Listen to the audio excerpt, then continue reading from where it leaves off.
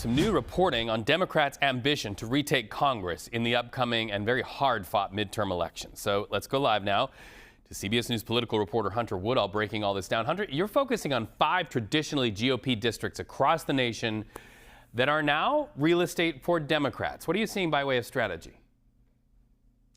Well, Reed, what's really interesting here, so you had the campaign arm of the House Democrats come out today and say, okay, they're going to target 5 districts in parts of the country that, honestly, in a typical midterm election year, I don't think we would have seen come online.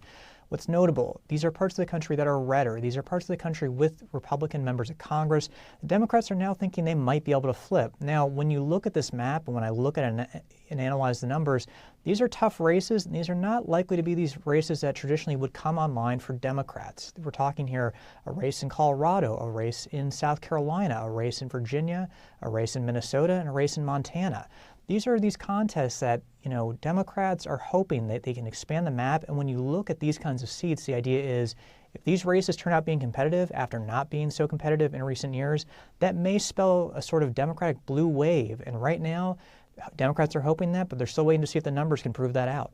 Well, you mentioned districts like the district in Montana. I'm a child of rural America, and so I listen to the people from whom I come about the issues. They look at all of the strategy and the redrawing of congressional maps and all of that as Democrats try to recapture Congress. But a lot of people I talk to say that Democrats have a messaging problem. What's the strategy for bridging some of those ideological divides, getting things back to kitchen table issues that caused the loss for the presidency? It's a great point, and it's something really notable to track here. The district that we're talking about here in Montana is Montana's 1st district. This is held by Congressman Ryan Zinke, who served in the first Trump administration in between his 2 stints in Congress. And this district has Missoula. So there is a little bit more of a Democratic base, but it is still a large district in Montana that does have quite a bit of rural vote in there. I talked to a Democratic candidate who's running in this heated primary for this seat, and he was pretty clear-eyed with me. He's a smoke jumper. There he is, obviously fighting, wildfires in Montana. And he's telling me that the Democratic brand is struggling in that state. And that is something that these candidates, when they're trying to win in redder parts of the country, they're going to face. I've mentioned a Minnesota congressional district as well. That's Minnesota's 1st district. This is a sprawling farm district. I've spent a fair amount of time there. It's along that Iowa border with Minnesota.